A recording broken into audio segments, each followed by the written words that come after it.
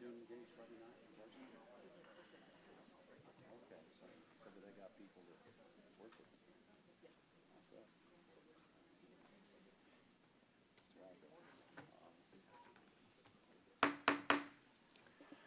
Welcome everyone to our board meeting tonight. Thank you all for coming. We'll begin with a reverence by Karen Cronin, a board member, a flag salute, pledge of allegiance by Easton Johnson, our student board member, and our recognitions will be Julie Taylor, board member. Our kind and gracious Father in heaven, we are grateful to be able to meet here tonight as a school board. We're thankful for this beautiful community in which we live, and we're thankful, Heavenly Father, for the students, the teachers, the community members, and all who make this a great place. Heavenly Father, we ask for Thy Spirit to be here with us. Help us that we will be guided in our discussions and thoughts, that we will be able to do those things that are in the best interest of our students and the community. At this time, Father, we also ask that Thy Spirit will bless those that were impacted through Hurricane Helene, that they may be able to get the help that they need. And we also ask for Thy protection to be with those in the path of Hurricane Milton. Again, we express our love unto Thee and our request for Thy Spirit to be here with us. And we do so in the name of Thy Son, Jesus Christ. Amen. Amen.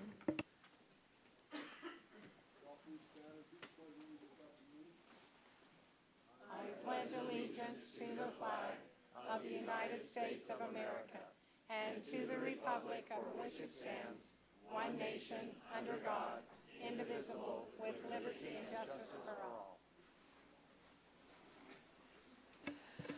Okay, we have one recognition tonight, and this is kind of a neat recognition. Melissa Morris is our principal out of the Western schools, so that is Snowville, Park Valley, and Grouse Creek, and they had I think an unexpected donation that came to them this week, and so I'm just going to read what she shared with us as board members. She said, "I'm pleased to share an extraordinary act of generosity that recently uplifted our Western school community.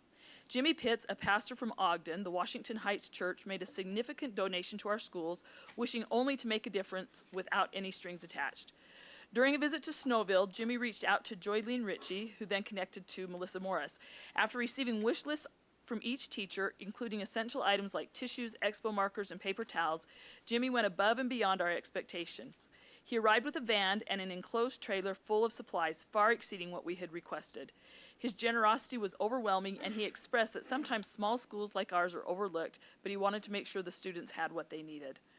Accompanying Jimmy was author Ann Bowen, known for her books I Loved You Before You Were Born and What Do Teachers Do After You Leave School. Ann is donating signed copies of each of her books to the Western schools, further enhancing this incredible act of kindness. The teachers, students, and I were moved to tears by these heartfelt donations. We are incredibly grateful for Jimmy and Ann's generosity and the positive impact it will have on our school communities. And then she sent some pictures of this, and that was just like somewhere in Ogden. I think it's South Ogden. I think I know where that church is. Washington Heights. Cared about our small schools up here in Box Elder County, and I just was really impressed with that and the good people that are out there and the gratitude that Melissa expressed and that we expressed to those that are mindful of the situation of students all across our state. And so we just wanted to recognize them and thank them for their generous donation.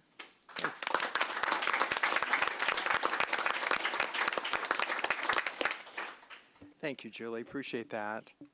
Okay, now we just need a motion and a second. Can I interrupt you, sir? You bet, I just absolutely. wondered, did you guys just come because you wanted to? You're on public comment. Oh, very, very good. Thank you. That is, how awesome is that? Thank you. I would like to also make mention of one other recognition. To my far right, we have within our midst, with this white shirt on, I believe, the Bear River High School homecoming king, if I'm not mistaken. Is that true, Easton? Okay. So I saw some pictures, and he was standing up there proud. I don't know, did Tiffany or Connie send those pictures? Okay. Probably both of you. So thank you. We're proud you're represented.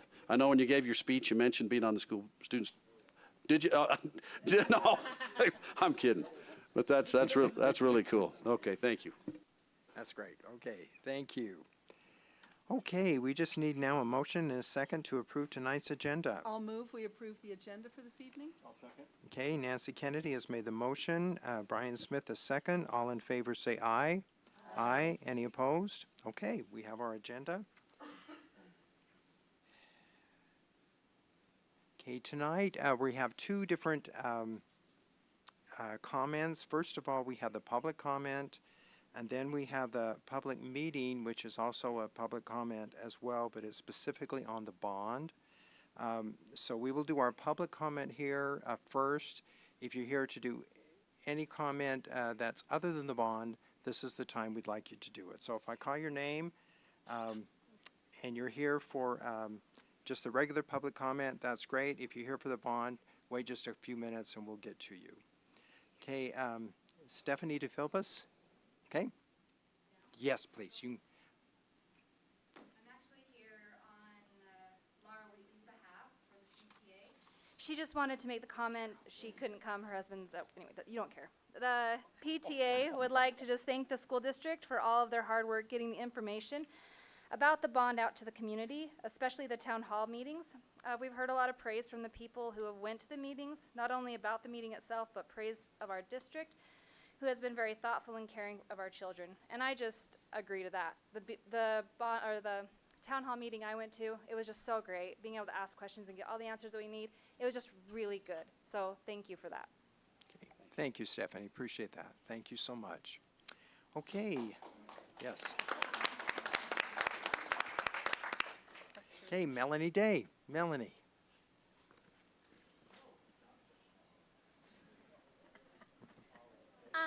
We have come to officially invite you to the musical, but we can't do it just like anybody else. So, Oh, they always do such a cute job. I told them they'll have like 2 feet of space. Thank you. Oh, thank you, Melanie. So awesome. Look at those. Oh, they are adorable. Is that so good? Oh, cute. Oh, these are so awesome. Are these awesome? They are awesome. Cool. Ethan, go ahead. Okay. We'd love to invite you to our high school's production of Disney's Beauty and the Beast. Our cast and crew have worked hard to put together an amazing show. We're here tonight to offer you free tickets to opening night. We also have a yard sign to show off your love for the arts and help us advertise our show. We can't wait to see them in your yards and in our community. Participating in a play like this teaches us so much: teamwork, creativity, and confidence. We'd be thrilled to have you there cheering us on. Thanks for supporting the arts, and we hope to see you at the show. Ma chère de la Jeune de l'école. It is with deepest pride and greatest pleasure that we perform for you tonight. And now we invite you to relax, so please stay in your chairs as Box Elder High School proudly presents your invitation.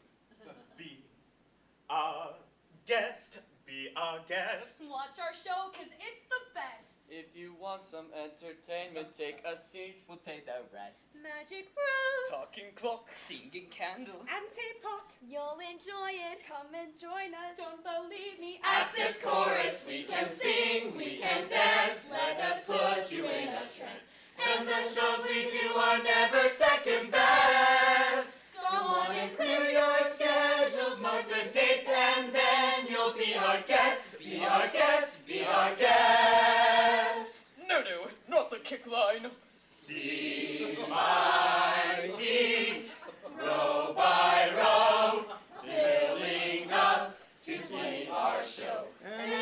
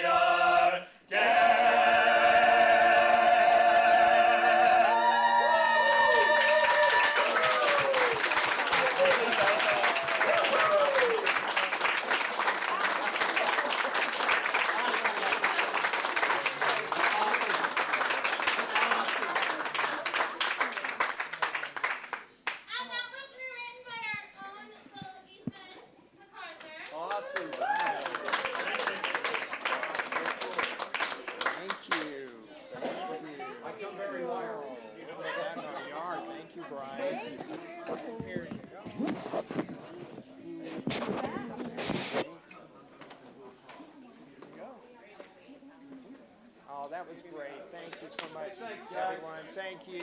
So much. Thank you. Thank you, Melanie. Thank you. That was awesome. And the invitations are superb. They are fabulous. Love those.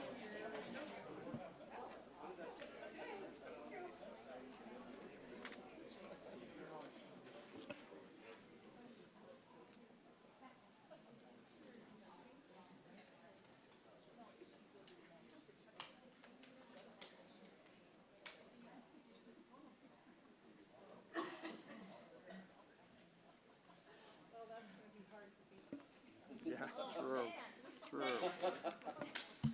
We're all pumped now. Okay. Is there anyone else here for public comment? I know. True. Okay, now we need a motion and a second and a roll call vote to go into our public meeting. We go into our public meeting. Okay, Karen Cronin's made the motion. I'll second it. Okay, Julie Taylor the second. We'll start with roll call, starting with Nancy. Karen Cronin, yes. Julie Taylor, yes. Wade Hyde, yes. Connie Archibald, yes. Brian Smith, yes. Danielle Wright, yes. Tiffany Summers, yes. Okay, I do not have anyone on the list for a public hearing. Is there anyone here that would like to talk about the bond that's here tonight? Okay, then I think the Well, superintendent has something we have to say. Ryan Bjerke here, and Ryan, if you'd help us make sure that we're doing what we're supposed to. One of the things that, okay. Oh, come on. You can't top that? Wow. But what I'm going to do now is read the argument in favor of our bond proposal from the Box Elder School District side. There was a time frame that arguments could be turned in. There was nowhere to really announce that or advertise that, but there were no arguments that were turned in against our proposal. And so, Keith, I don't know if you clicked on that link, right below that, the proposal's there if you wanted to. No problem, I think, yeah, right there. I'll go ahead and read it. I know that it'll help us get it into the record, but it's also on the record. The argument in favor of the bond written by staff, looked at and approved by the Board of Education. The Box Elder School District Board of Education has approved a $220 million bond resolution to be placed on the November 5th, 2024 ballot to address building safety, utility, and overcrowding in Box Elder School District. Bear River and Box Elder Middle Schools were built in 1965. Lakeview and North Park Elementary Schools were built in 1962. These schools have unreinforced masonry. In the event of an earthquake, these schools are at an increased risk of injury to staff and students, including but not limited to total collapse of the walls and the roofs. Currently, 7 elementary schools, both middle schools and both high schools, are operating above capacity. Within the last 5 years, students who require special education services have doubled, and the state has mandated the addition of all-day kindergarten. Due to overcrowding demands, the district is utilizing 34 portable classrooms and is struggling to provide adequate facilities for special education programs and courses such as art, music, and computers. 50% of schools lack air conditioning. The impact of the heat has shortened school days, required curriculum adjustments, increased burdens on families and the transportation department, and resulted in uncomfortable conditions for students and staff. The bond would provide air conditioning in all schools. Not only does this bond proposal alleviate the current and future safety and overcrowding needs for most of our schools, it allows the district to reconfigure the grade bands across the district to pre-K 5th, 6th and 8th, 9th through 12th. The adjustment will better align core instruction with current curriculum standards, graduation requirements, and transportation needs in relation to school start and end times. In July 2022, the Box Elder School Board of Education began discussions to address the building needs of the district. Over the course of 2 years, they sought input from architects, construction managers, teachers, principals, and potential voters regarding recommendation and solutions. In the course of those discussions, the following solutions were identified. Eliminate the need for 26 portables at the 6 priority schools. Construction of new middle schools to replace Box Elder and Bear River Middle Schools. Building footprint would significantly limit interaction between grade levels 6 through 8. Construction of ninth grade instructional spaces at Box Elder and Bear River High Schools. Career technology education classrooms at Box Elder and Bear River High Schools. Conversion of both intermediate schools into elementary schools. Move Lakeview and North Park Elementary into the current intermediate schools. If funding permits, possible additions at Fielding, Discovery, and Century to reduce boundary realignments. The Box Elder Board of Education is mindful of the bond's impact on taxpayers. The cost to homeowners on a home valued at $450,000 is estimated at $1986 a month. This proposal allows the board to prioritize district needs while minimizing the financial impact on taxpayers. We encourage all citizens to vote by November 5th. And that's the argument in favor of. It's just short of 500 words by law, which it has to be. And as I stated, there were no arguments against that were turned in. So with that, I guess that just leaves us. Okay. Okay, is there anyone who would like to comment on the bond or anything tonight? Okay, Bryce? Okay.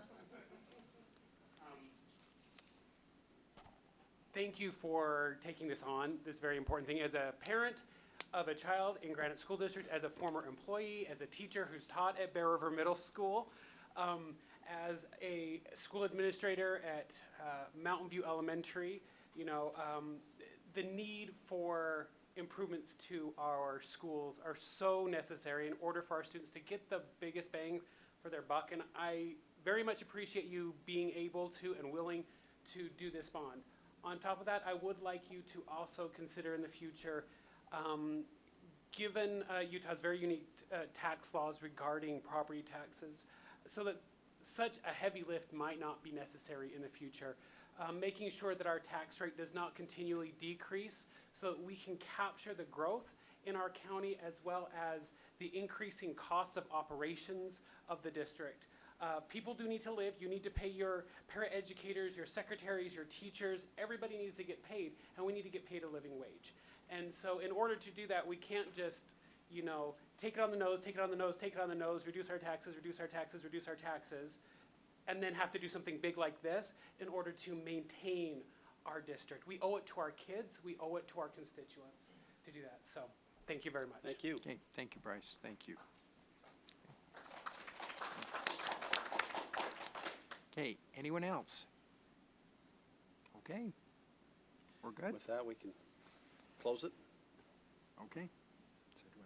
I think we need to close it. Okay, I move so that we we- need a motion and a second to close our public meeting. I'll move that we close our public meeting. Okay, Tiffany Summers made the motion. Connie Archibald the second. We'll do a roll call vote, starting with Nancy again.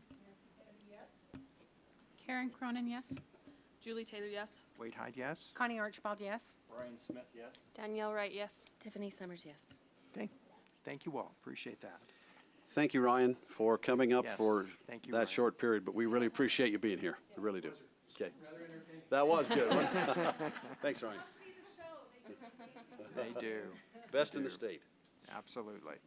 Just FYI, I know I shouldn't right now, bad timing, but when I saw this advertisement, and I know this is invitations for the 8th, but I have a granddaughter that lives in Paris, Idaho, and she's a 7th grader, and she loves this stuff.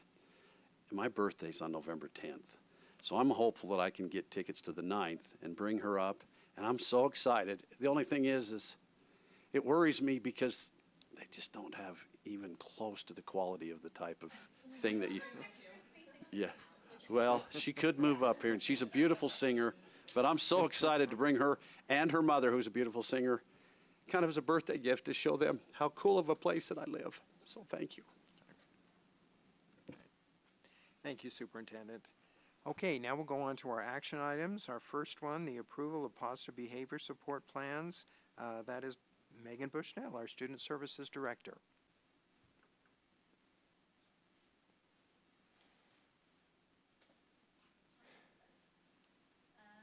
I'm just here to recommend the positive behavior support plans from each of the schools to be approved as written. I am still waiting for one school to respond. So if you can approve all of them that were turned in, that's my recommendation. Any questions for me? I have a question. Yep. So on some of these, the team members were not noted. On others, they were noted. Some of them were filled out all the way, and others were not so much. Yeah, so I've reached out to the principals, and so when those are updated, I'll resend you a new one. But most of the time, the team members are usually either the guiding coalition. In addition, sometimes they have to get it approved with the community council, but usually it's the guiding coalition who makes this plan with the support of the counselors. I have one more question. Okay. So, I know that the school's gonna come up with these. Do the administrators or the teams, I guess, because it's not the administrators, do they ever get together from like the elementary schools and talk about what they did and what they saw was most successful? With other schools, usually our elementary schools are really collaborative. So like last year when I put this format together, a lot of them work together and they're like, they do a lot of the same activities. But that's a really good idea to have the schools get together and tell what they do. Also, it's a shared document, so they really can look at the other schools, Okay. Their sister schools also, to see what they're doing. Okay, thank you. Okay. Any other questions for Megan? Okay, we just need a motion in a second. I move that the board approve the positive behavior support plans. Okay, Brian Smith has made the motion. Do we have a second? I'll second that. Okay, Nancy Kennedy the second. All in favor say aye. Aye. Any opposed? Okay, Megan, you're good. Thank you so much, Megan. Appreciate that. Okay, now the approval of the construction management general contractor for 2 middle schools tied to the bond election, and that's Corey Thompson, our facilities director. Hi, thank you. Who's driving? Could they bring up the... Don't be a distracted driver. I rode around Oklahoma City once with Keith. Yes, please. So we went through a very similar process to obtaining a CMGC, construction manager, general contractor, who would do the work after the bond passes, if it passes. And so this document is very similar to last month's document to approve the architect. This one's for the CMGC. It is DWA. I have Shane Wild back here as a representative for DWA. Appreciate his time in joining us tonight. I don't need to read what you can read. So do you have any questions for me? Our evaluation team had 3 board members from the Capital Improvement Committee along with 3 district people. So do you have any questions for me on this? Yes. Wasn't it DWA that did Bear River High School's? That's what I remember anyway. Yes, they did the addition, Okay. the remodel Yes. to Bear River High. Thank you. They've performed a lot of other work in our district also. I think they built this building, didn't They did build this building, yes. We know, that was it. Do you want me to make the motion? Okay, any other questions? Okay, we're good. I will make the motion tonight, that DWA construction firm be approved for the proposed 2 middle schools in connection with the November 2024 bond election, and grant authority to David Roberts and Corey Thompson to negotiate appropriate fees. Okay, Connie Archibald has made the motion. Do we have a second? I'll second that. Okay, Tiffany Summers has made the second. All in favor say aye. Aye. Any opposed? Okay, motion passes. We're good. Thank you. Shane's also a Fox Elder County resident. Great.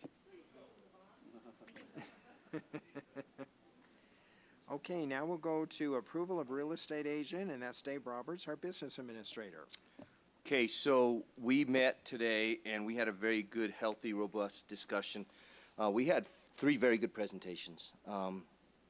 I have not had time to finalize the calculations on it, but I will just say that I think we can get that done within next week.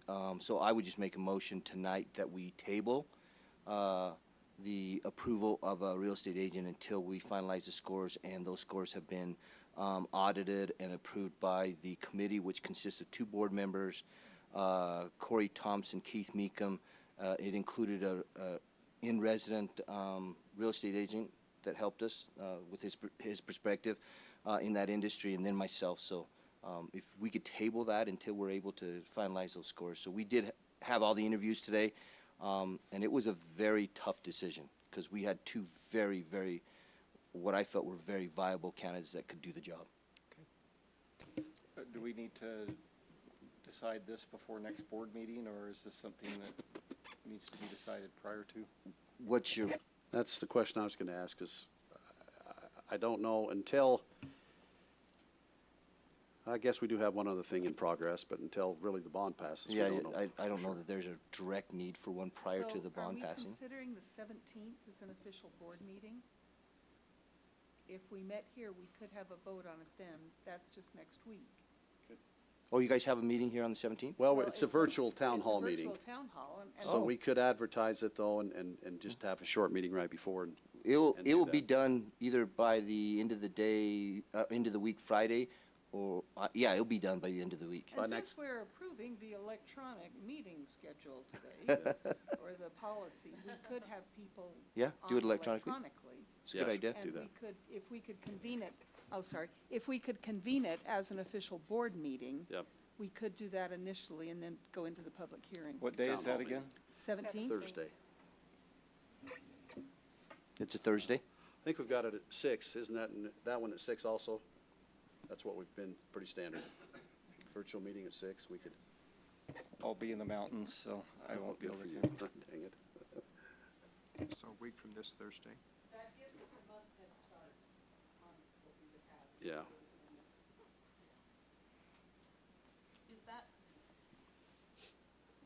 Is that meeting, I know it's a virtual meeting, but do you want us to be here? Well, if our we're gonna plan do is, that? And our then- plan is to meet right here. Okay. According to our IT individual, he says this would be the easiest and the best production to be here. And can people come live as well, or is it gonna be solely virtual? That's my question.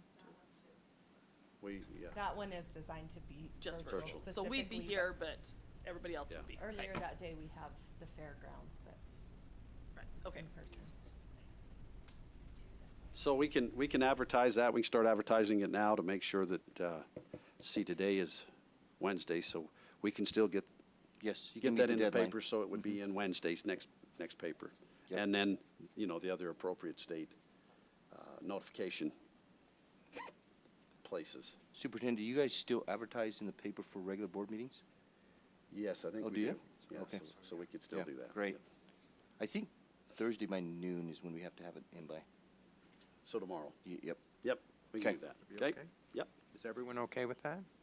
Now we can make the decision at that time? And Okay. I'll have the scores to the 2 board members and the other committee members Okay. before the end of the day on Friday. Okay, thank you, Dave, thank you. So can you send us that information email so we can look at that before the meeting? Yeah. So we need a motion To probably, well, we don't really have that as an action item, so we can just send that out as. Well, Well, it I is think an someone action can just item. make a recommendation to Real table it estate, until October yeah, 17th. Yeah, that'd be good. Till Table it until October 17th. Okay. You want me Yeah. to, you have a motion? Yeah, I'll you make do a that, motion to Brian. table F3 approval real estate agent until October 17th. I second. Okay, Brian Smith has made the motion, and Danielle Wright has made the second. All in favor, say aye. Aye. Any opposed? Okay, we're good. We'll do it on the 17th then. That is great. Okay, now we go to our approval of the 2024-25 LEA-specific licenses and LEA-specific endorsements. Emily Williams, our Executive Director of Personnel and Title IX. Okay, welcome, Emily. Thank you. Good evening. So I'm here to discuss a recommendation that the board approve the 2004-2005 LEA-specific endorsements and licenses. We have a list. Keith, pull up that? I can. Keith, can you pull up the list for me of the endorsements? Yeah, I just want to double check. We had two last individuals that we snuck their name on right at the end when we got some information on them. So this situation comes about when we have teachers who are in process of getting a specific license, or if they have already earned a degree and they're waiting to get that report from one of those institutions, or they have a specific area that they need to be able to teach in. We have currently 76 new endorsements and an additional 10 educators that are working on those professional teaching licenses. Any questions for me? Can you explain this just a little bit more? Because I notice a lot of teachers that are already on there. So they're on there because they're switching from, say, like math to science, or they're doing a new position. What is that? So typically it's a teacher that maybe has a degree in a certain area. Maybe they're teaching math, but in the morning they happen to be teaching a PE course or something along that line. So we believe that they're able to teach that specific instance, and so they have an endorsement specifically for that area that's in addition to. Okay, any other questions for Emily? Okay, do we have a motion and a second? I'll move that we approve the LEA specific licenses for board approval. Nancy Kennedy has made the motion. And endorsements. Okay. I'll second that. Okay, Julie Taylor the second. All in favor say aye. Aye. Any opposed? Okay, Emily, you're good. Okay, now we go to our information items. RISE and Utah Aspire Plus data. Jeff Morris, our assessment director. Welcome, Jeff. Thank you. A few years ago, when I was an elementary principal, I came across some data as I was opening a new school, saying that the first 3 years in a new building, test scores go up, right? So we look forward to seeing results from that as well.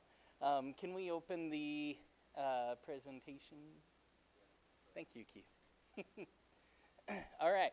Over the last week, the state report cards have come out. So with the state report cards out, it's based primarily on our RISE scores and our Utah Aspire Plus scores. And so I wanted to go over some of the highlights from that. As we look, so these are the assessments used for these reports. RISE in grades 3 through 8, ELA, math, and science are the 3 subjects there. And then Utah Aspire Plus, then the WIDA for our ELL students. And then we look also at the growth of our lowest 25% of students. And then post-secondary readiness as well goes into all of this. So as we go down, this is just a breakdown of how many points there are in each category.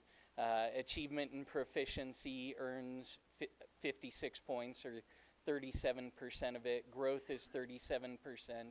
Then our EL students on the WIDA are 9%, and our lowest, the growth of the 25% lowest are 17%, right? So that's how the scores are broken down. All right. For the high schools, it adds that post-secondary readiness there for another 75 points, or it becomes 33%. Okay, so here is a bunch of our data. These are screenshots over on the right in the blue from our report cards. So in K-8 RISE, we had typical progress with our achievement. This first slide here is achievement. On the right, you have our Utah Aspire Plus, and we were also typical with that.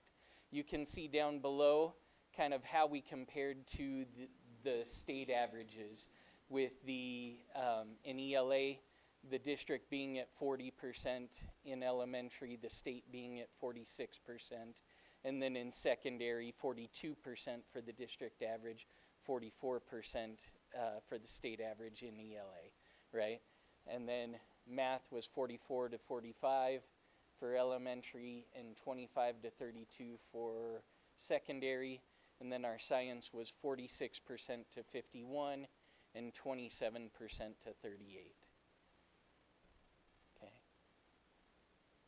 With our growth on those same assessments, you can see that we received the scores of commendable in growth for both elementary and secondary. So that means that our scores were above average for growth of students. We did well there. Again, the averages of students making those growth goals, you can see down below, but we're similar to those state averages. But I find it interesting when we're right there with the state average, but we receive commendable as our overall rank, right? So it's interesting data. Okay, a few things that we have been looking at to help improve on this, especially in our elementary schools in particular. They have more of a focus on RISE in grades 4 and 5 now. We've been creating some spreadsheets. We've been creating some tools to help them have conversations on RISE benchmarks to prepare them for the summative assessment in the spring each year. And 2 times a month, they're also meeting with their principal and instructional coach to go over once a month math, once a month the ELA test, and to look at how the students are doing and create individualized plans to help them improve performance on those tests. Okay, with the growth, we use a measure called the SGP, Student Growth Percentile. There's a description of it there, but basically with that, you're being compared to other students that scored the same as you, right? So if you were a 322, last year they took everybody in the state, and they appear to be renorming it every year because every grade I look at, the SGP is 50. Can you imagine that? Right in the middle. Or the MGP, the median growth percentile. And so they then take the students the next year, line up their scores 1 to 99, and that is their SGP score. So that's how they calculate that. It's a very fair measure from the evidence that we've seen. Okay. With our EL students, in K-8, we scored developing. This is on the WIDA, and in 9 through 12, we scored in the critical needs section. This is a critical need in the state. If you look down below, you can see our scores were similar to or outperforming state averages, even though it says that it's a critical need here. But this is something that, as the director of ELL as well, Jenny Cross and I have been meeting frequently to look at adjustments and supports. We have some state support coming as well, and we'll be training some secondary coaches on just little tweaks we can make to support our English language learners in the classroom and how they can adjust their coaching of teachers to help the teachers keep that in mind every day as they're working with students. Okay. So with early literacy as well, you can see our scores there. This is a place that we have been excelling the last few years. With Willard Elementary scoring highest in the state in reading scores for the Acadience reading. And several of our schools have been appearing on that list off and on over the last several years. It's been really neat to see that data and to watch our schools improve. And as we look at our early reading literacy data with our elementary schools, the state has the goal of 70% of those students being on blue by the end of 3rd grade by the year 2027. And if we can continue the trend that we started last year with the kindergartners, which will be the 3rd graders then, we're set up to hit that goal. and we're really excited to see that progress. But as you can see, we performed really well on that. Okay, our post-secondary readiness. Now this score here is still 2023 data. It's not the 2024 graduation rates. Our high school principals just went through a process of having people check the graduation rates for 2024, and we should get those by the end of November to mid-December, somewhere in that range. We're excited to be able to share those with you when we get them. But as you can see here, again, we're very similar to the state averages in ACT scores, 4-year graduation rate, and the readiness coursework outperforming the state by 3% there. Okay, there are several reports that you guys can look at online, right? But you can see where the school report card is. There are 2 ways to get there. One is directly from the state's data gateway site. The other is with the Utah school, or through our district website under the assessment tab. It's under accountability. And so these are great to go through. Over the next few days, I'll be going through the report cards again and creating those district highlights if you haven't seen those going out.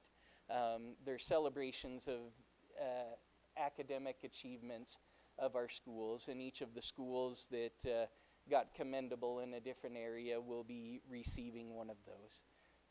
So I'm excited to get those for those schools. Okay. Yeah, I believe that was all. So are there any questions? All right. I just want to tell you that I love getting those little emails. Oh, good. Those academic scores or whatever you said a minute ago. Highlights. The highlights. I love getting those. They just warm me, makes me feel happy. So thank you. Keep that up. The next one coming out is recognition for 2 of our Western schools that have appeared on that top 30 list in reading scores. One of them 3 times in the last 5 years. So it makes you feel good to recognize the Western schools. We love what they're doing. It does. I have a question, because Yes. we get a lot of reports about performance in schools and lots of different data sets about what it is. And so, and when you go to these state report cards, I like the good stuff and don't like the bad stuff. Like, Right. I'm a little skeptical of the bad stuff. I'm like, yeah, of course we're good in the good stuff. So I'm just curious, how does this compare to other data points and things that we're tracking? Like, as far as, like, is this a good reflection of what you think our schools are doing? Or are we, like, in some of those places, I mean, like the EL critical needs, I understand that's a need across the state. But, like, some of the other things, I'm like, are we,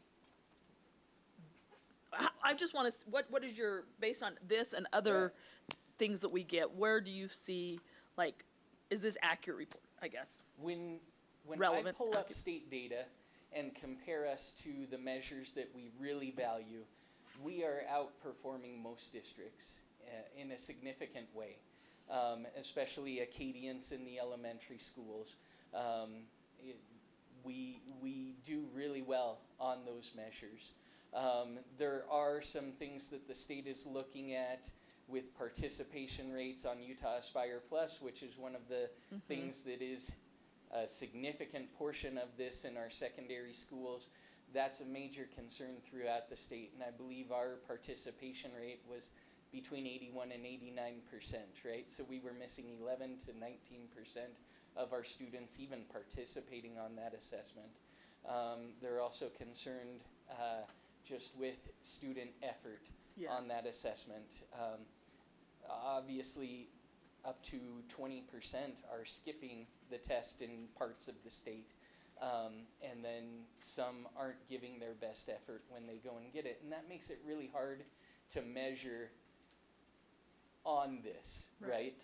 But you kind of assume that everybody has similar issues, and what they're saying at the state is, yes, we all have those issues, and so comparing us to other other districts is helpful.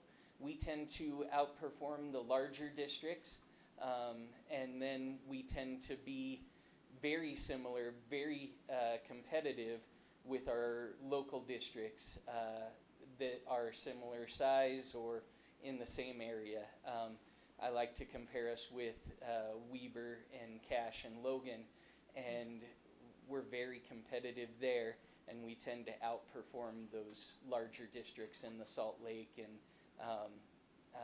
Utah Valley areas. Okay, that's helpful, thank you. I might add also, there's a report I love to look at, and it's called the 20 Most Liked Schools. And what they look at is that your free and reduced lunch, your demographics, and so you start looking at who are the people like us. And Box Elder Middle School and Bear River Middle School, for example, are in that same cohort. But we'll have people, there may be a school in Cache, there's going to be a school in Weber, Davis, and so we kind of bounce all the way down. But looking at that group is helpful, and we've been as high as the top of that group, we've been in the middle of that group. Sometimes one test might drop low, but that's something that gives us at least a better, rather than saying, okay, we're going to compare against Corner Canyon or Lone Peak, we're going to look at those that are like us. And but we have work to do. We do have effort issues.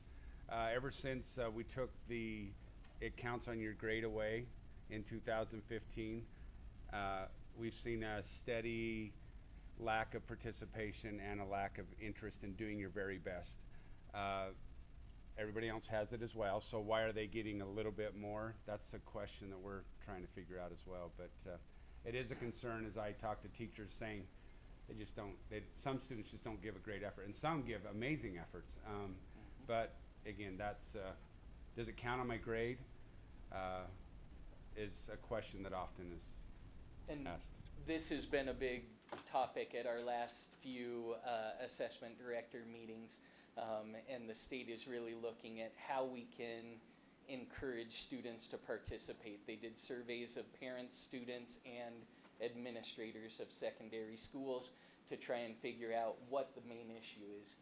The report Mr. Meekum was talking about is on that same Data Gateway website. So it's the very first one.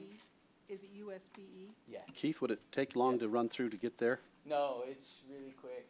While he's doing that, It's the very first link on there. could I It's a just great mention, tool. Jeff? So compare schools right there.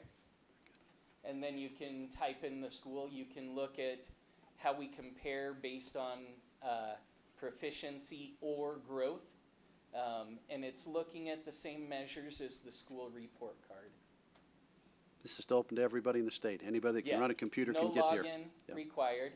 And you can see right there, the orange bars are ones that performed better than us. The gray bars didn't perform as well as us, right? You can see in the blue, that is us.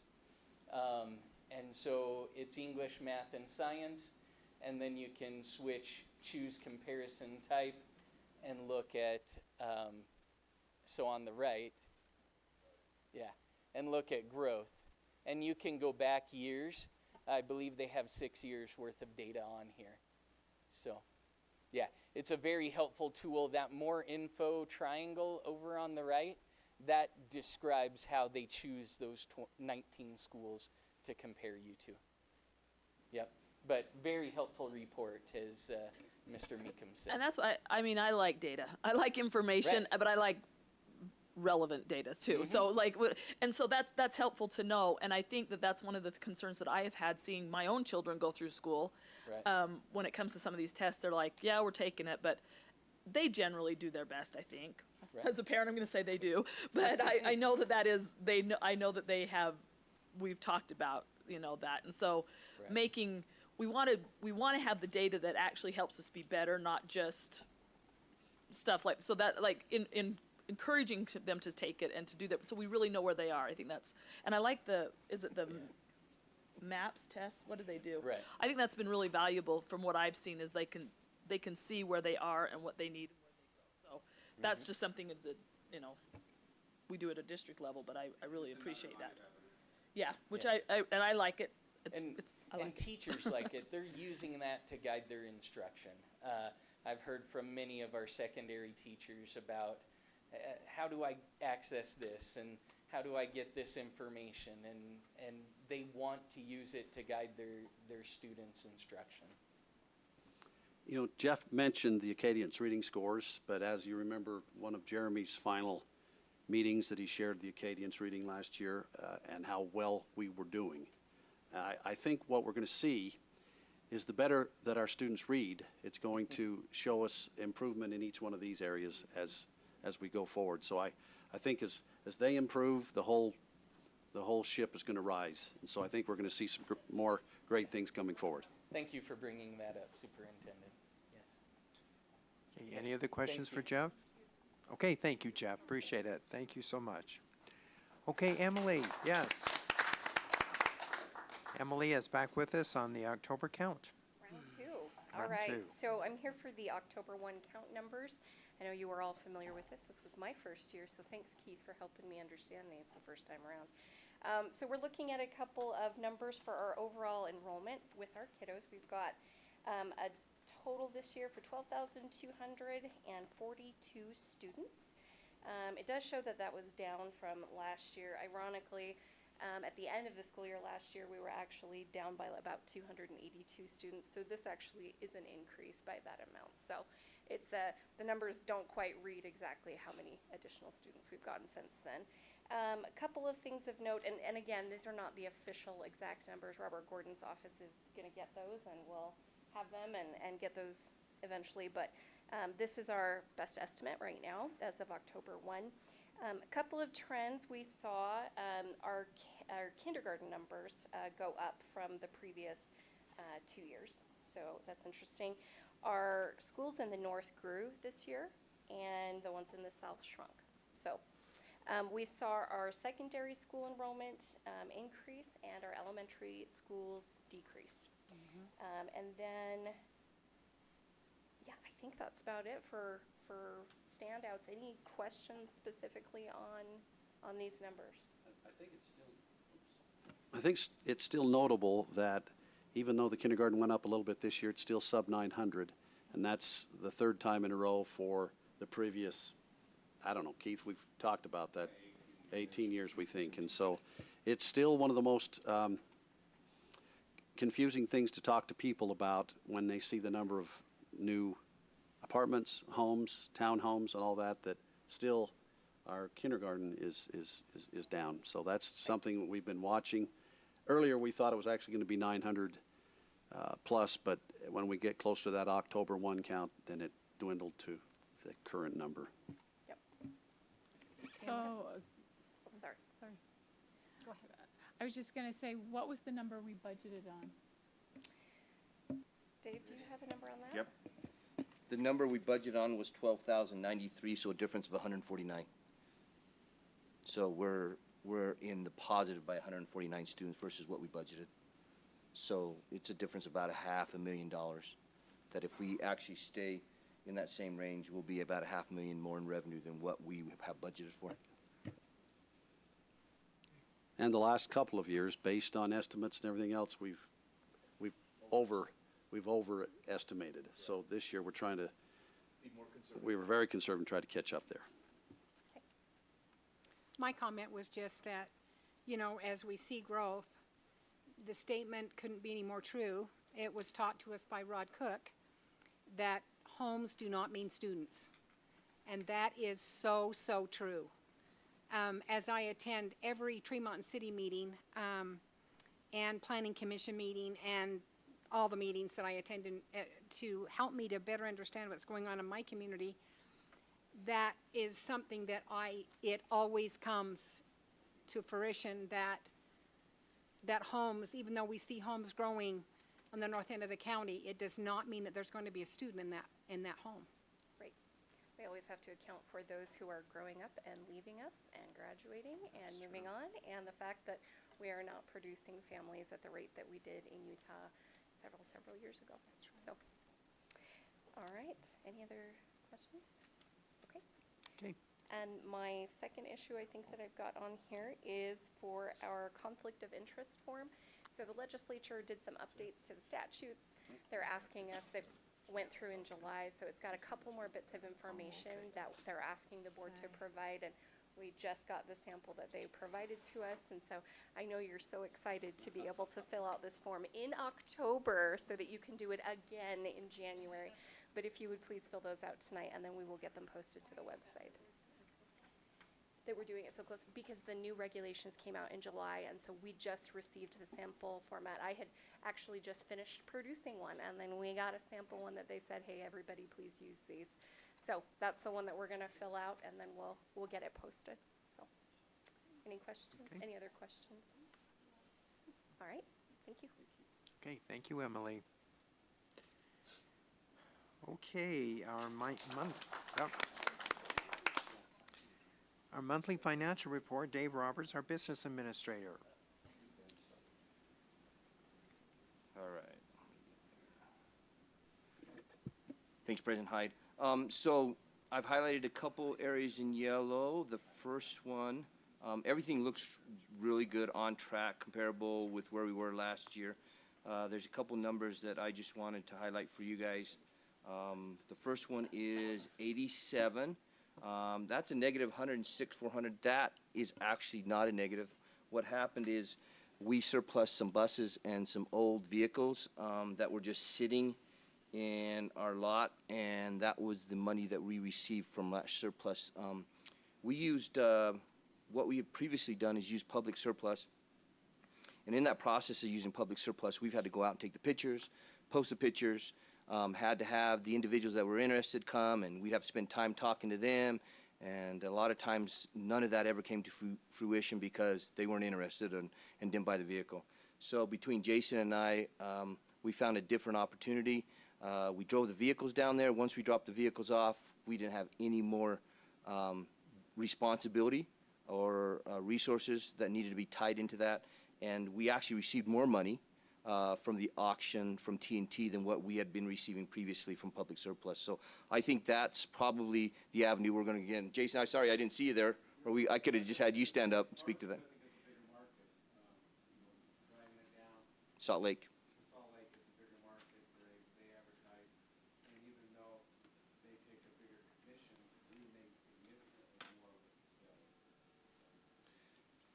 sales. Jason, would you say it was about 38%, almost 40% more than what we normally get? Yeah. Some buses was more than that. Yeah. So that was a good resource that we've found, and so that will go, I think we'll go forward using T&T auction going forward. Just because of the limited resources we have, we can capitalize on a bigger sale as well as use less of our resources to do so. So that actually should go back into revenue, but it went back into the account that it was expensed out of, so that's why it's showing there. But we'll take care of that. On line 117, we have spent 321% of our budget. We had budgeted for 20,000 in the school activity fund account, and that has already been, they've already spent 64,257. That is really hard to find out where all that money, because that involves all the schools.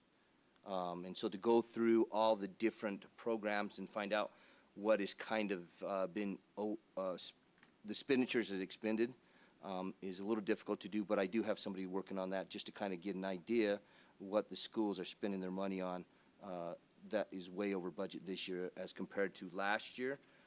But I will tell you that if you look at the number, we did spend 200,000 last year in that arena, but a majority of that was software additions. So we weren't expecting that kind of expenditure this year, and so that's why we only put a budget in for 20,000. But we'll figure out what schools, if there's a specific school, or if there's just a certain designated program that is maybe utilizing that expense more than we anticipated. So that will be followed up in the next meeting? Yep. And the next one in yellow is 170 and 171. I talked to Corey earlier and asked him if he knew if we got any rebates. Again, this is kind of the same thing with transportation. This is money that we received back in from something that we had expensed. And so I just asked Corey if he knew of any rebates or anything that we had received from Golden Spike, and he was not, but we would get some research done. There's been a lot of work in this last week or so working on RFPs and RFQs and stuff like that. So we haven't been able to have the time to research, but that will also be researched and ready for next board meeting too. And then the school small capital, that is a new budget this year that was requested by the school principals. As their scoreboards and their clocks and their timers and those kind of things age out. So, you know, the ones in the high school, if they were replaced back in 2007, they're going to be 20 years old and they're starting to wear out and you can't find parts to fix them. And so a lot of those items that are wearing out, just a life cycle thing, need to be replaced. And so we actually created a budget for those. They send me a request based off priority, and then based off of what we have in the budget, we allocate that money out. And so I can tell you that this year,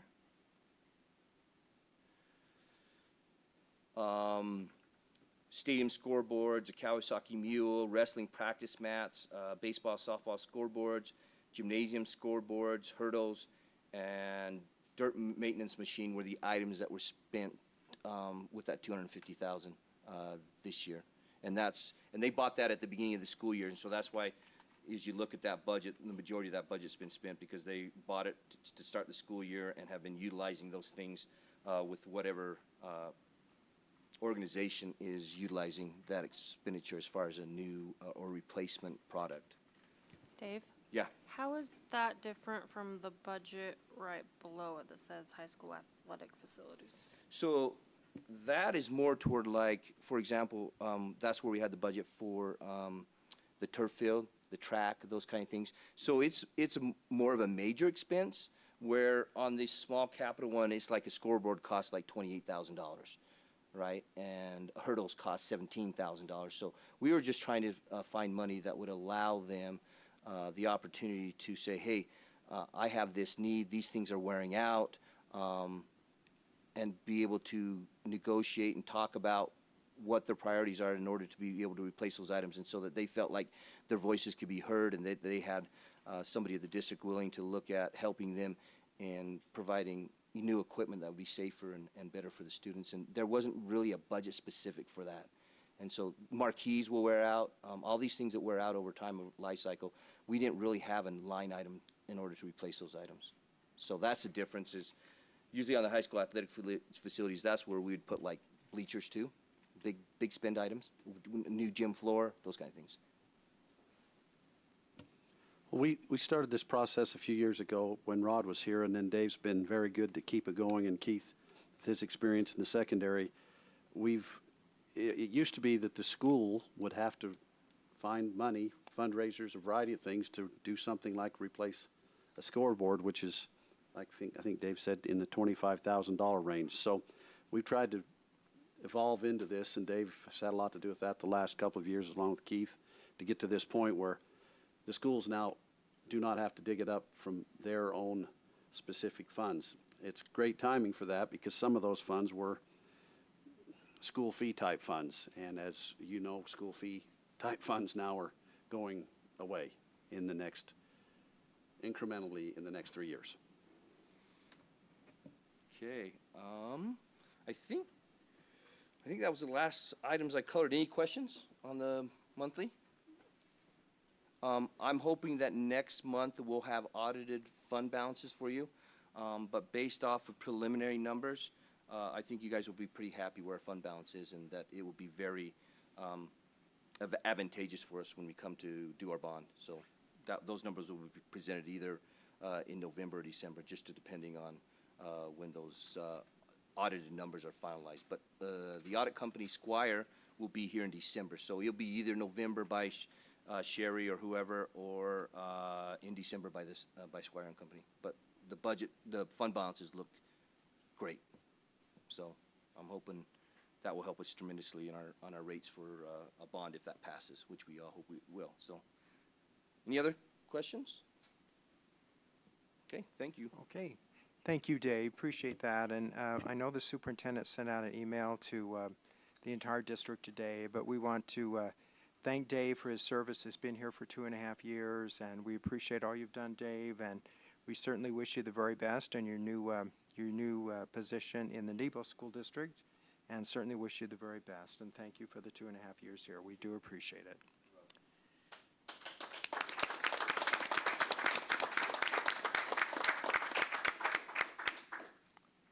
Okay, now to our board committee reports. Did any committees meet this past month?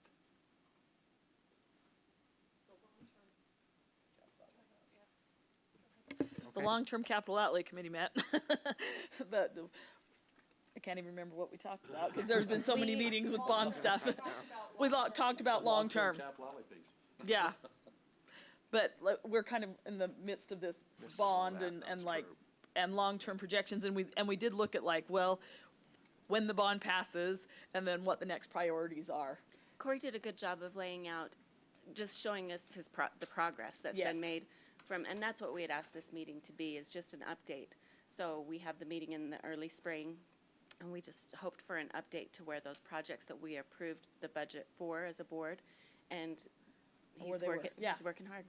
He Doing- did a really doing good job. He had pictures of certain things, and I really like when Corey presents also. He gives us, like he says, we were intending to do this, but we ran into this. We know what's going on, and what, like if it wasn't as much spent, we know why, or if we decided to go a different route because of, so those are always really helpful. Okay. Anybody else? Could I speak to the Sure. foundation? Absolutely. I'm going to look at my calendar so I don't get the dates wrong, but the foundation's Jubilee of Trees is coming up in November. It is the 20th, 21st, 22nd, and then I think the trees that were sold, everything goes out and is delivered on that Saturday, the 23rd. If any of you would like to donate a Christmas tree, a wreath, a basket, a gift basket, anything to go toward that auction, it would be greatly appreciated.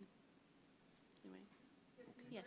Where are the funds going this year? I know different The Jubilee of, organizations and things. right, the Jubilee of Trees is specifically goes toward the teen centers that we're hoping to build in each high school. Okay. Great. Any other questions for Tiffany? Okay, that's a wonderful thing. Thank you, Tiffany, for sharing that. Okay, Easton Johnson is our student board member from Bear River High School, and he's going to give the student report. And I know, Easton, this is your first time, so just take a big breath, and it's all good. We're all your friends up here, so just tell us a little bit what's going on. Perfect. Yeah, I was going to say, it's my first time, so take it with a grain of salt.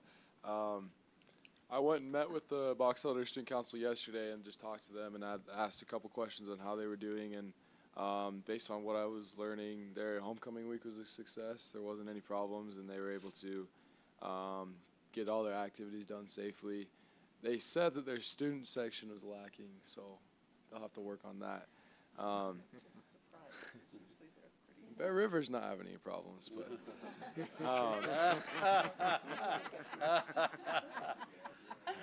they have a can drive in preparation October 21st through November 8th with the Box Elder Food Pantry. They have 5 schools participating in that, including 3 elementary schools. So that's one of their biggest fundraisers. And then lastly, they just have their Sadie's upcoming dance on the 19th of October. As far as Bear River is concerned, I'm a little closer with them since I'm on their student council. So dances and everything has been going well with Bear River. Homecoming has been good. Student sections have been good. We met with a lady named Becky Christensen today to learn about future service opportunities so that we could get out there, and we're striving to try to get a service project every month for our student council and the rest of our school to participate in that and help the community out. Our fundraiser week is in December, so there's not a lot right now on that. Everything else has been a good experience, and I was told to tell you that nobody died painting the intersection. So we're good on there. And then lastly, I spoke to the teachers of both schools, and they both had positive comments on the Friday interventions, on how their shorter days, how they just both commented on the fact that their failing students has decreased, and they've had a lot more success with being able to pull their students out on Fridays and be able to help them get their grades up. And then they just said they give advice that school is hard if you make it hard. So if you get your work done, it really isn't a huge deal. So that's about all I have, if that's okay. That's perfect, Easton. Thank you so much. Let's give Easton a big hand. He did a great job. Thank you, Easton. Okay, we'll go to our policy review. We have some to delete. Yes. Oh, absolutely, Emily, you bet. I don't know if we had previously mentioned this, but I just wanted to make one clarification on the conflict of interest forms. When the legislature changed that, they actually split that conflict form into two. So one is the form that you will fill out on that yearly basis. That's the one that we're filling out tonight. But there's going to be a second form so that if you have a conflict that arises during the middle of the year and you have something that comes up, you can fill that form out just specifically to that particular issue if you enter into a contract that might conflict. So you don't have to refill out the entire thing, but you'll just do it once, and then if another thing comes up, we have that form as well, and Marcy will have that at the school district. So I'm not sure if that was already mentioned or not, but I just want to clarify that we understand there's two now. So. Okay. Sounds good. Thanks, Emily. Okay, our policy review, we have one to delete. We have one, we have a lot of different ones. Anyway, policy change from negotiations, and then first reading and second reading. So, any questions or comments? We have or? two policy 3047. It says policy to delete was 3110 because the information was moved to 3047. I think it's supposed to be 3041. Well, but we So have a typo. H3H is educator evaluation 3047, and then further down in second reading, H4I is 3047, reemployment of retirees. Yeah, the one on first reading should read policy 3041. I'm not sure where that typo, where we got that. I can look back at our agenda from the policy review. Okay. Hold on one second. At least that's what we proposed it as. Heidi Jo, which one is that? Is that on the first reading, did you say? Yes, that's on the first reading, educator evaluation. The one that we created and proposed was 3041. So I was just gonna look back at policy review agenda and see where that happened. If we did. So 3047 is the reemployment of retirees. This should be 3041. Okay. Yeah, give me just a second. Instead of 3047? Yeah, At we the already have top, a yeah. 3047. Okay, So that should be 3041. okay. Glad you caught that. Just stash at the top, just back it A out. little extra, friend. Yeah. Also, Wade, Yes. I missed the meeting Thursday, I apologize, we were out of town. But I am just mystified by the fringe benefits and leave of absence. So in here, we pay a $35 stipend to employees sent to Park Valley or Grouse Creek on overnight assignment. Is that $35 a sleeping bag to sleep in the school and a peanut butter sandwich? Because there's nothing to buy in Grouse Creek or Park Valley or any place to stay. Why do we pay them $35 to spend the night there? Don't we just give them a key to the school and let them stay there? Anyway, I missed the meeting, I apologize, but that I thought was hilarious. Or is there a bed and breakfast out there I don't know about? There is not. I'm not, I will check into that. I hate to say this, I let that one slip by reading that, so. And I don't know if anybody that's, probably the closest been is either facilities or IT. Robert, have you ever had anybody stay overnight out there? So he took his camper, yeah. I remember that. That's probably been about as close as anybody, so I don't know if we probably paid his mileage And we have a some pretty- contractor that's doing some wiring, but he hauls his own trailer out there, so when he's rewired Park Valley and Snowville for us. That's just part of his bid when He just takes his fifth wheel and it's part of his bid. Okay. Yeah. We'll check into that and see why we have that, yeah. For our employees, I don't think they're for the contractors, are they? Right. Anyway, I thoroughly enjoyed that, but just wondered how it worked. Compensate for some time. What number is I will that? make a motion to accept the deleted policies. And then I have some questions on the first reading. Okay, So- do we have a second on the I'll deleted second that. policies? Okay, so Karen Cronin made the motion and Tiffany Summers the second. All in favor, say aye. Aye. Any opposed? Okay, so we have the deleted policies taken care of. So now, we Just- don't need to vote on the policy change from negotiations, right? But we go to first and second reading. Okay, reading. Karen, question? So in policy 1185, I can get that here. The business administrator termination, page 3 on J. We're talking about the business administrator, but in there it says that the board shall notify UPAC after 30 days receiving allegations from a parent that the superintendent has violated any. So I'm just wondering if it's the superintendent that's supposed to be there, or if that should be the. They're both the same, both But- superintendent, so I'm assuming that should be. I think that should be the I business read that too. administrator. Yep. So change, it seemed like that one should be changed to business administrator. And then, question on 2224, transportation.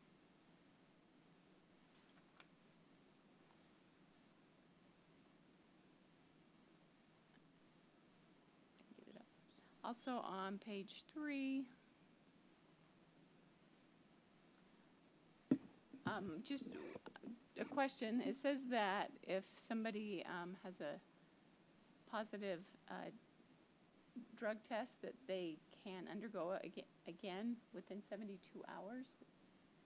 It's like, usually you don't have that option, so I was just wondering why they were. Can't see it, sorry. Which one is it? J1.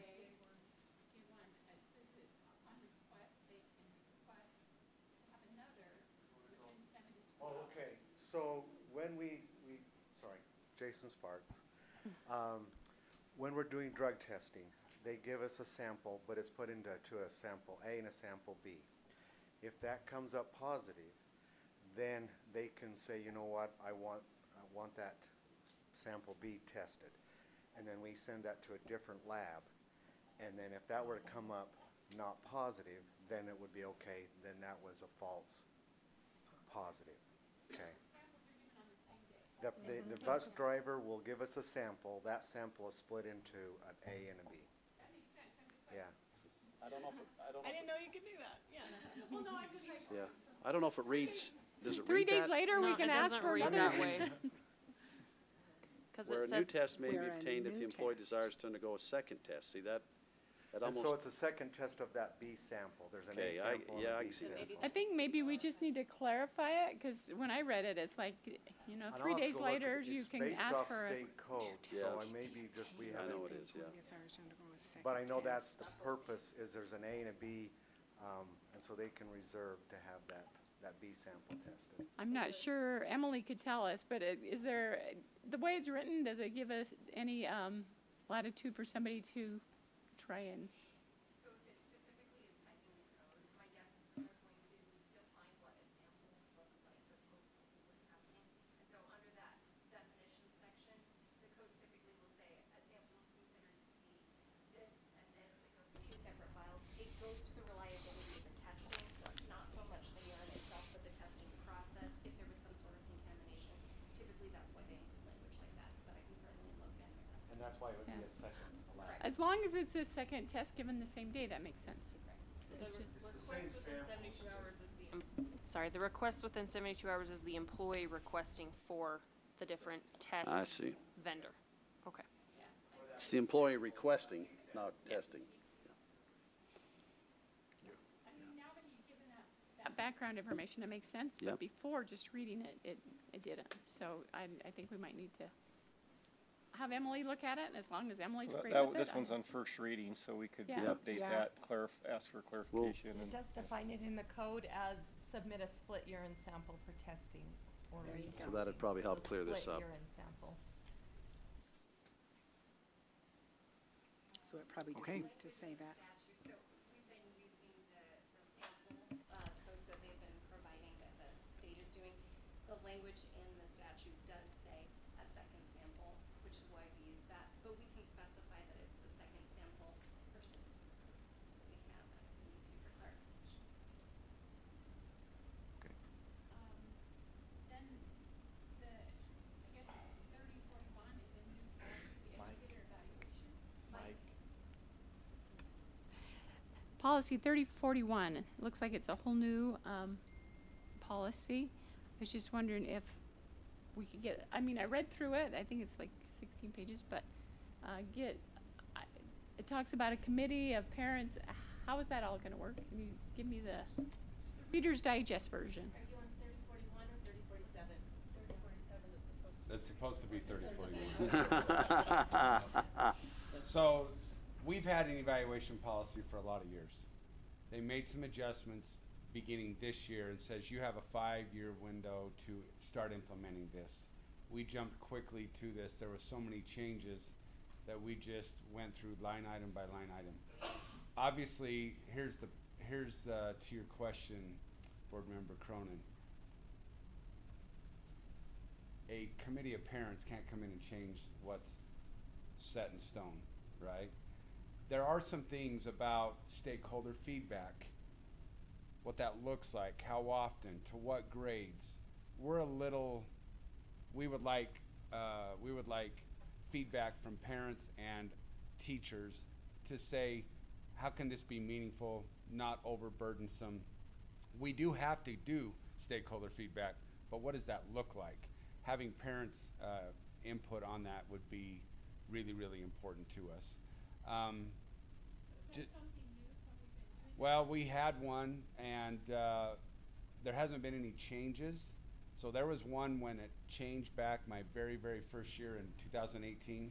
So we got a committee together, and there has not been any evaluation changes.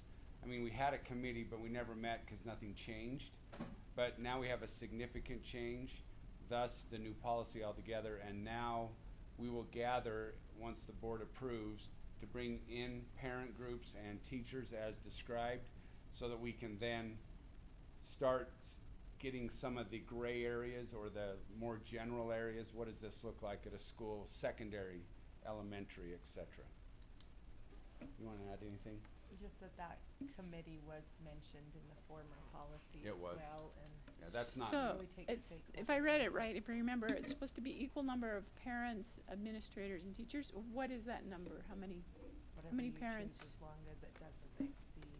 I think it's What just they equal. don't want is like 12 administrators, 1 teacher, 1 parent, and then we overruled them. Well, no, I just, if we have the committee in place, We could how have, many? the issue, I think, and I What is don't know the what that number each? equal number, I mean, I want north and south, I want elementary, middle school, high school, so you start looking, that's 6, probably, maybe 8, and then administrators, so. Anyway, They're equal numbers. Do we have the committee? Do we have, like, do we know what that number is? we're waiting for approval, and then the committee will run, and we Okay, will I thought start. you said we already had the committee. No, we had the committee from the past. Oh, We will because the numbers in the past was not this specific, but the makeup of the committee is much more specific now. and then, can you explain, help me understand, on page 8H, the restriction on salary adjustments? What? Oh. I'm just trying to understand We- what we're trying yeah. to approve before. That is, the term used in the state code was unsatisfactory evaluation. I had a conversation with someone at the state level about this today, about a related issue, and that term is really ambiguous, but because we don't rank teachers or administrators as unsatisfactory, we rank them now as effective, partially effective, or not effective. So it's very vague, and one of the things that we discussed is that amount of pay is distributed throughout the entire year. So to be able to recoup that from a teacher who was then deemed unsatisfactory is nearly impossible. Well, I think, Heidi Jo, if you could back up a little bit, this is the money that it's called the educator's salary adjustment. It's also been called the legislative money. And I don't know, 10 years ago, they came up. 2008. 2008. so- $4,200 was Thank you. given. For a while, it was separate from the salary schedule because the fear that it may be pulled. Well, after several years, before I ever came into HR, Terry Jackson, they stuck it in the salary. Okay, and so there was a 4,200 in the salary. Well, every district now, to try to show competitive salaries with everybody else, has added now the new 4,200, which came in 2 years ago. So here's the salary schedule of the teachers right now.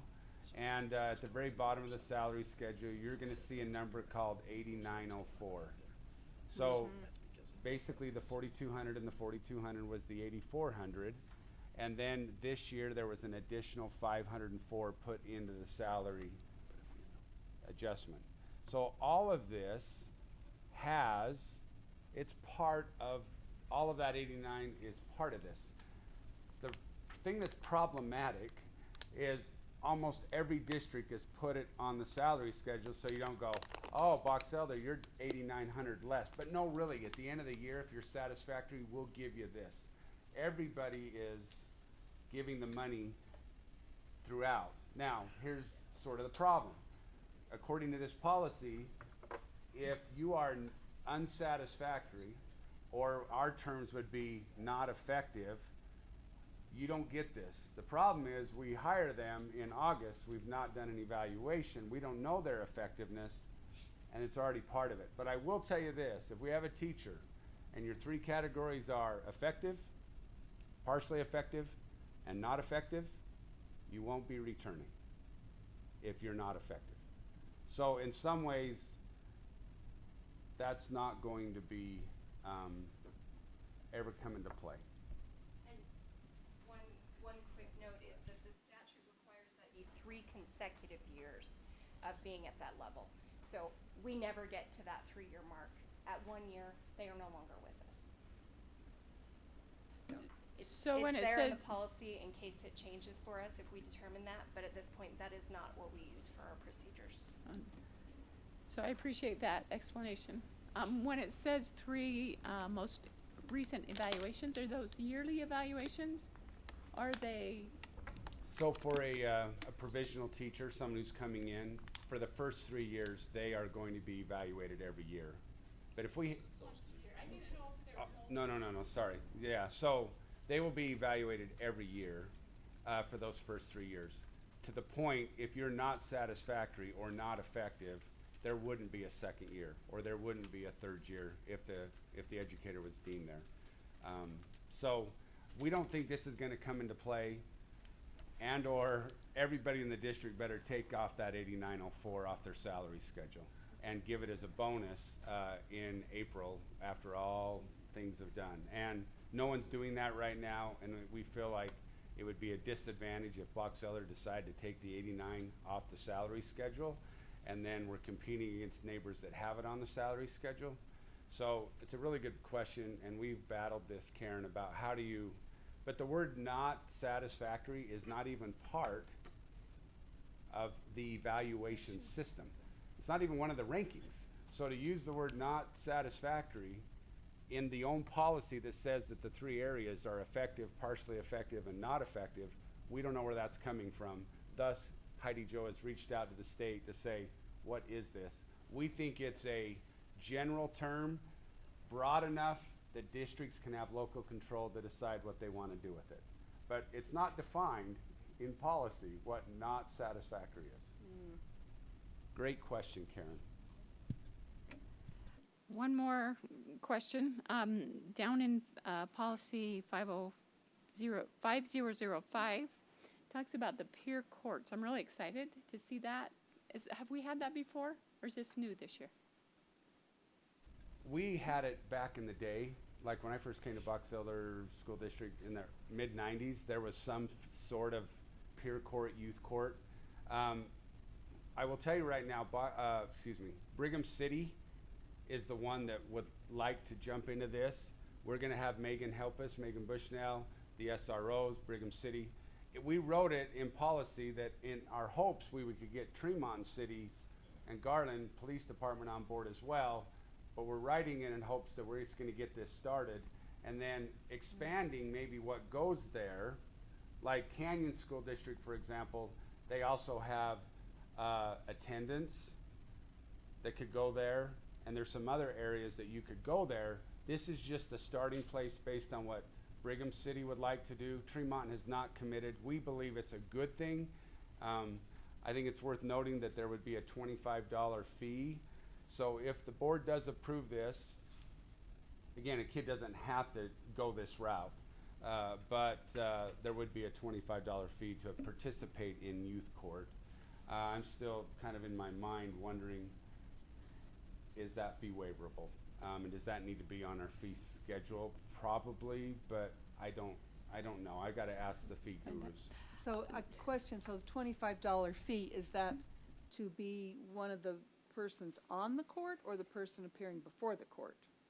Before the court. So it's a $25 Kind of for fine. doing something wrong. Yes. Thank you. So they had a breakout session at this at the last USBA, and it sounded really awesome, so I'm excited about that. Are we gonna have, from the ones that talked about it at the breakout session, that's usually ran a lot by the students? Is that the same model? It is. Well, you'll get the students to kind of be the peers running it? That's the name peer, yeah. That's awesome. And by the way, they will not determine guilt. That's true. You will go to court knowing that you're guilty. Yes. You've already recognized that you have done your crime, and they're going to then assess what the restorative practices will be. So I guess Megan, it says that you're kind of over this, the Director of Student Services? Yeah, so Keith has kind of been working with the Brigham City Police, but yeah, we have a few people in our district who have worked with the peer courts in other districts, so we'll probably be gleaning a lot from them, but like Keith said, just work it in Brigham first and then,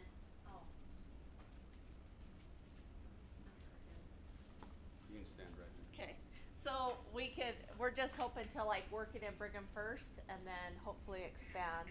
And I think it's just a great idea because the restorative practices and what we've read about, it's just a good place for our peers to kind of be the ones to help determine what would be best to help the rate go so that we don't have as much of the same type of incident reoccurring. So two things I want to say. One, this is a policy. We'll have a procedure that will be written so that everybody knows, okay, if this happens, this is what you're going to do, this is how it's going to work, and how you're going to be selected. All of that will be a procedure that we'll bring to the board when all of that kind of gets fine-tuned. And I'd like Mr. Gilmore to just maybe come up and share a comment, maybe your perspective why. So our SRO says they are ready to roll, which is a good thing. One of the best parts of the youth court is if we refer a kid to youth court and they successfully do whatever they need to do, they don't ever see a judge. But the moment they don't follow through on their youth court stuff, then they go in front of a youth judge, which is important because now it connects parents and kid into you got to change. So this again is that restorative practice ahead of actually meeting a judge. But if they don't go to youth court, they go straight to the judge. So it's actually a really good thing. So. What I was going to say when I asked Megan if she was over this, whoever is, can you just let us know when those court times are? So if we have a chance, we can go and observe. Because I think I'm excited for it. From what I heard down at the conference, it's really made a big impact in those schools. Can we observe, or is it supposed to be more closed session to protect student privacy? I'm going to guess that it's a closed session because we're dealing with minors. Sure. There may be provisions in there that specifically allow an exception for a board member, but we can look at it. Thank you. But an administrator could report to us and tell us how it went without revealing any personal, right? I would hope since we're approving it, we could also go in and see it to see how it runs.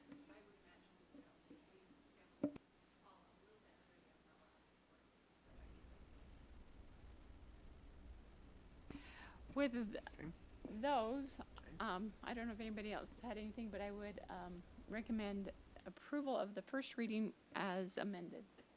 I'll second. Okay, Karen Cronin has made the motion. Brian Smith the second. All in favor say aye. Aye. Aye. Any opposed? Okay, well, any questions on our second reading? I'll move we approve the second reading as written. Okay, Nancy Kennedy has made the motion.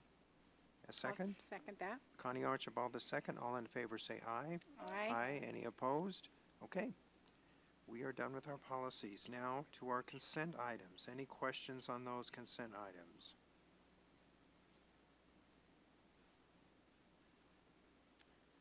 I'll make a motion that we approve this evening the consent items as listed. Okay. So I Connie- did have one question about the homeschooling list that is in the consent item. Okay. This seems to be about double from what we've had before.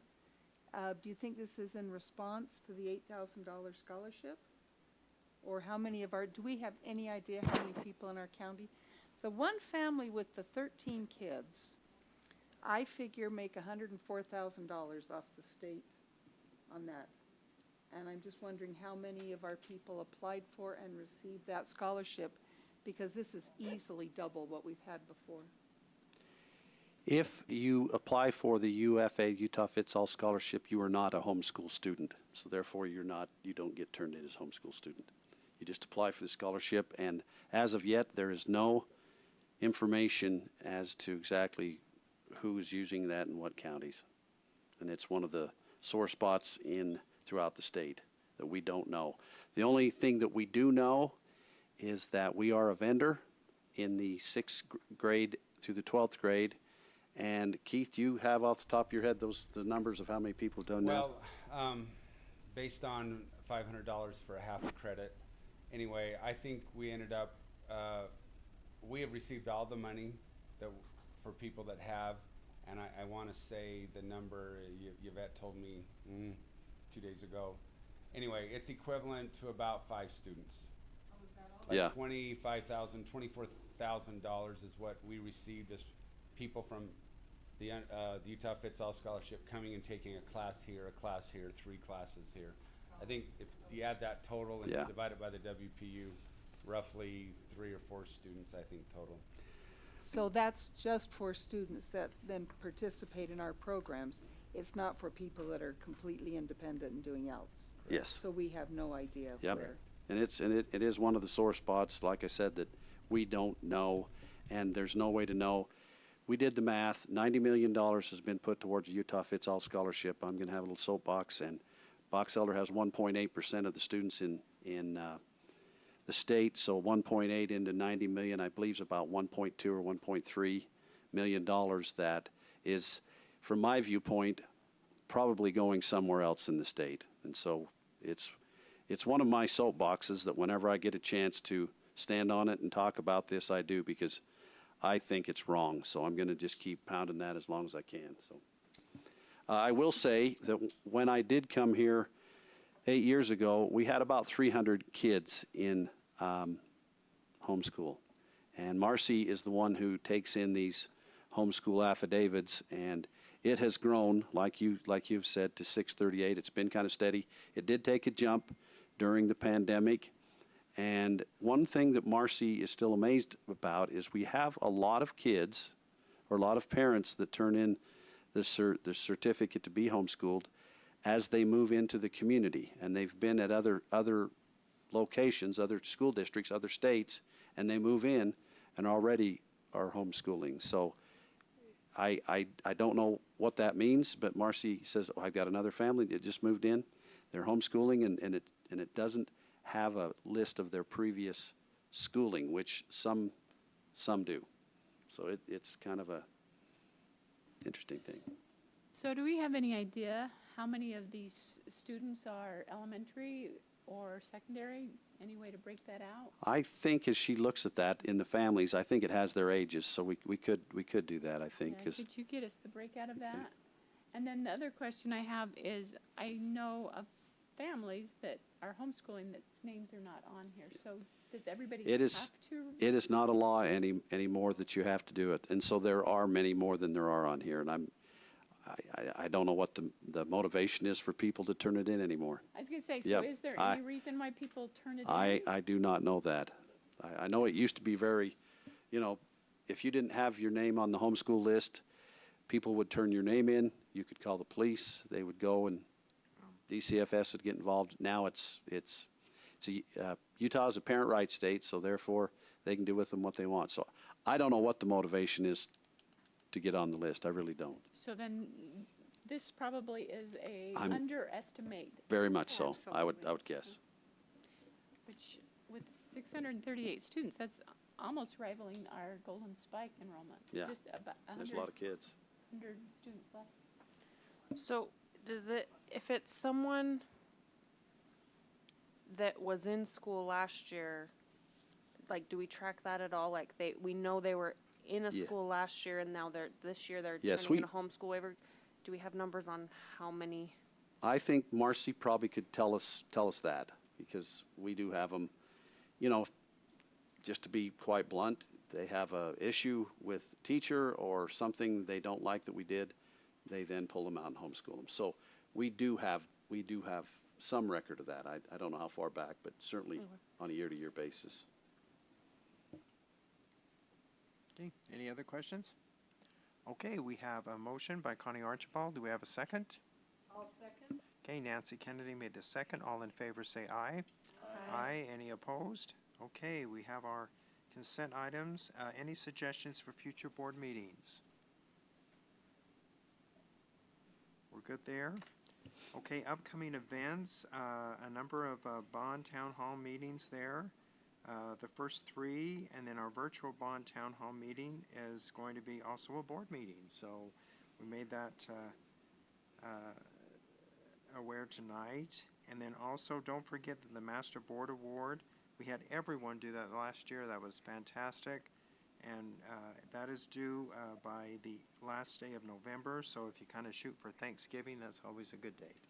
Yes. I got on about 2 weeks ago to try and do it. I can't figure out where to go. I did the 2 classes, but then I don't know where else to go.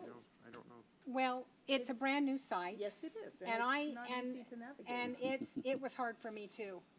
I think maybe the right thing to do is to have someone from the USB office come up and help us with it, because I struggled with it too. Because I completed everything and then I went and hit save. And then it saved, but it didn't allow me to go back in and complete or go back in another day. It wouldn't let me do that. Well, the only things that allowed me to bring up were the 2 school community councils and funding. Sure. And I passed both of those. So but it did you click, now that's like first year, second year, third year, fourth year, did you see that across? Yeah, so I figured since it was a new program, I would start with first year. Oh. So I started with first year and just got is that all there is in the first year? Probably. I clicked fourth year. Okay. 'cause I thought it was your first year on the board, second year, third year, fourth year. Is that, that's how I did it last year. Yeah, yeah. So I clicked fourth year because it doesn't go up to the year, I've repeated it 3 times Yeah. now, always starting at 1 through 4 and then going back. And, Right. Well, then I'll just go to 4. Yeah. Because there wasn't anything else to do after I passed my first Right. When did they change it? Because I think I did that. Just barely, like 2 months ago. So what if I did it like in the summer? They changed it in. Transfer over or? It was. It was like two months, maybe was in 3 months. There's an Because overachievement it was penalty, so 5. it doesn't count. Because I looked I back. don't know if I did it. I'm just saying if I did. I feel like I did. I looked back to see when I accessed it last, because you have to get accepted in, and it was May something or other they sent that out. Yeah. I have not. Which is yeah. just a while ago, sadly. I've not done it yet, so I will try to get on this week and see if I can complete it, and then I'll call up, I believe Julie Llewellyn or whomever it is at the USB office and say, hey, did I get in? And Megan oh, is it Megan? Yeah. Okay, I know Megan's Megan. Mendez. Yeah. I will, and then I'll get it out to you to say, this is what I think you need to do. Okay. Because I agree, last year when I did it, I go, well, I've done this however many times it's been available, so It's way different this time. So, okay, I'm curious. So I'll quite a try bit to harder. get you some information as soon as I do it, okay? Okay, we're good there. Board handbook, I don't think there's any changes there. Wait, could I just? Sure. Could I just mention on? Yeah. You did talk about the dates already, right? Or is that still Well, not coming up? specific, you mean on the bond? No, well, the USBA conference is coming up, but also just get it in your calendar for that December board meeting, 5 o'clock instead of 5:30. We're going to have the legislate, have we, I don't know. Oh, yes, We that have was in gotten there. there. I just. December 11th? December 11th. You know, we have the legislators come that day, 5 so o'clock.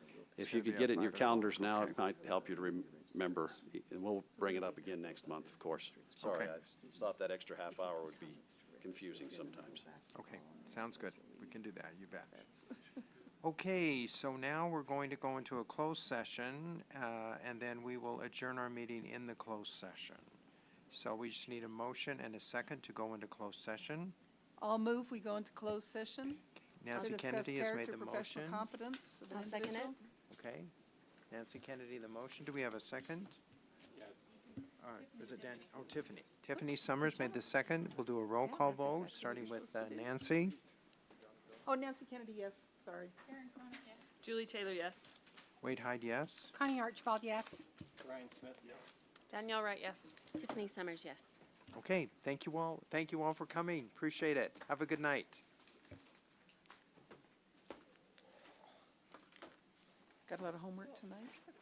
Take care of that before fishing.